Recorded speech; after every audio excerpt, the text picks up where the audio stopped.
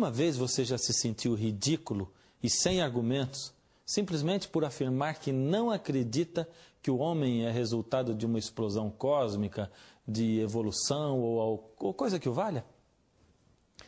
Sabe quando você passa em frente à banca de jornal e uma daquelas revistas chamadas científicas põe em xeque tudo que a Bíblia afirma, dizendo ter evidências suficientes e opiniões de cientistas tão inteligentes que não acreditam na criação de Deus?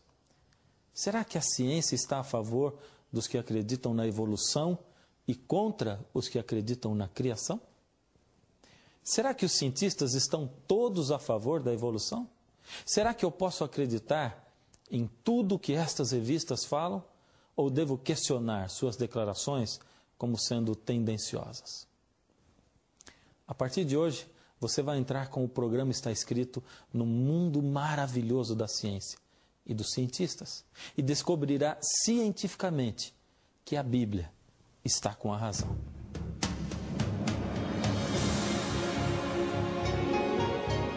Ele permaneceu através dos tempos. O livro de Deus, a Bíblia. Indispensável em nosso mundo complexo. Está escrito. Transmitindo esperança ao redor do mundo. Apresentado por Fernando Iglesias. Hoje, histórias de pescador. A Bíblia diz em Isaías, no capítulo 40, o verso 28, será que vocês não sabem? Será que nunca ouviram falar disso? O Senhor é o Deus eterno. Ele criou o mundo inteiro. Ele não se cansa, não fica fatigado. Ninguém pode medir a sua sabedoria. Paleontologia é o nome da ciência que estuda os fósseis. Bem, e o que são fósseis? Fósseis são o que sobrou de alguns seres vivos que viveram no passado. São esqueletos de seres que morreram e cujos corpos foram rapidamente soterrados. Por ter sido um soterramento assim tão rápido, o esqueleto pode permanecer intacto até hoje. Mais ou menos assim. Vamos supor que há uns 5.000 anos atrás, um lagarto estava andando e de repente foi soterrado em uma grande enchente. Ele foi tão rapidamente soterrado que por condições de temperatura, etc., acabou sendo petrificado. Ou seja, toda a sua carne e músculos foi consumida. Porém, os seus ossos permaneceram intactos e se transformaram em pedra. Então, nossos cientistas hoje descobrem o lagarto, o estudam, e esse esqueleto nos dará informações muito valiosas a respeito da história da vida na Terra. É por isso que os registros fósseis são tão importantes para responder à questão da origem dos seres vivos.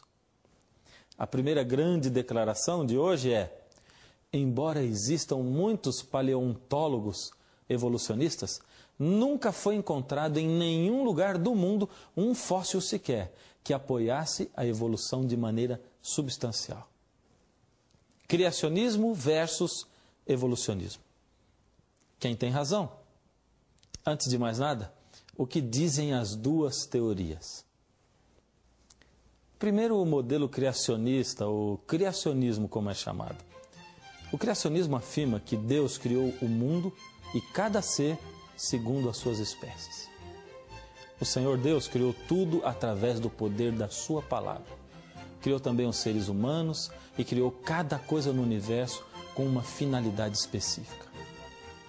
O relato é geral, mas traz alguns detalhes muito interessantes, que nos servem também de motivo de pesquisa e de evidências de que, embora o Gênesis tenha começado a ser escrito há mais de 4.000 anos atrás, quem inspirou todo o relato conhecia muito de ciência.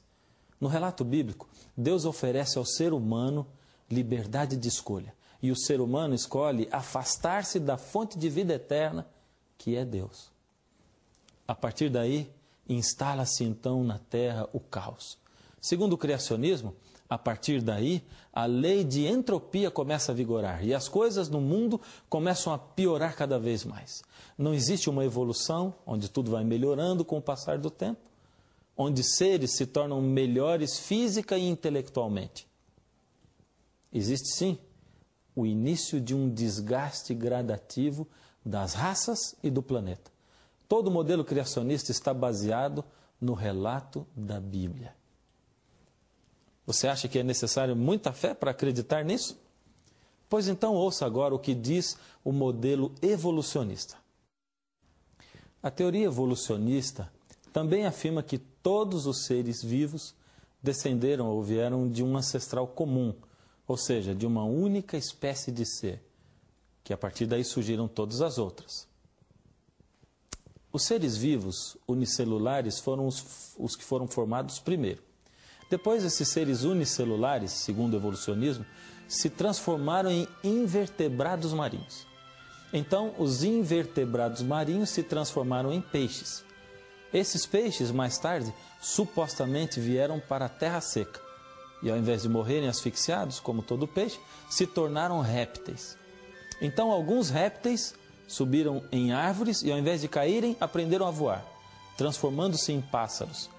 Logicamente que outros répteis, segundo os evolucionistas, deixaram de pôr ovos, desenvolveram seu sistema lactante e assim transformaram-se em mamíferos. Então, o que você diz? Você não acha que é preciso muita fé para acreditar nisso? Algo que ajudaria muito a provar essa teoria seria se encontrássemos fósseis de espécies intermediárias, unindo uma espécie a outra. Por exemplo, se os pássaros realmente evoluíram a partir de répteis, então nós encontraríamos muitos fósseis de espécies que fossem metade pássaros, metade répteis. Pois isso demonstraria que viveram num certo período. E esses animais intermediários deveriam ter órgãos incompletos também, parcialmente desenvolvidos. O grande problema para o evolucionismo, é claro, é que estes fósseis não existem, nunca foram encontrados.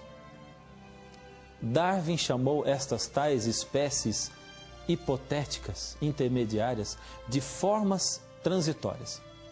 Darwin sabia que para comprovar a sua teoria era preciso encontrar no registro fóssil remanescentes de tais formas de transição. No seu livro A Origem das Espécies, Darwin escreveu: se a minha teoria estiver certa, uma enorme quantidade de variedades intermediárias deve ter existido, unindo praticamente todas as espécies do mesmo grupo. Consequentemente, evidências de sua existência só podem ser achadas nos registros fósseis. Darwin sabia que o registro fóssil não continha nenhuma destas formas intermediárias. Por isso, num capítulo do seu livro, ele lançou algumas perguntas perturbadoras. Se espécies descenderam de outras espécies por meio de pequenas gradações, por que não vemos em toda parte inumeráveis formas de transição? Se por esta teoria inumeráveis formas de transição devem ter existido, por que não as encontramos em grande número na crosta terrestre? Darwin pensou que estas formas de transição seriam encontradas quando o registro fóssil fosse investigado mais profundamente. Evolucionistas que seguiram Darwin examinaram camadas geológicas por todo o mundo, por cerca de 140 anos, procurando por estes tais fósseis que estavam faltando. Todo este esforço terminou em grande desapontamento. As formas de transição imaginadas por Darwin permaneceram apenas como fruto da imaginação dele. Embora seja um evolucionista, o paleontologista inglês Derek Ager admite este fato. Olha o que ele diz: ao examinarmos o registro fóssil detalhadamente, seja no nível biológico das ordens ou das espécies, não encontramos evolução gradual, mas o súbito surgimento de um grupo em detrimento de outro. A mais antiga camada da Terra, na qual fósseis de seres vivos foram encontrados, é a camada cambriana.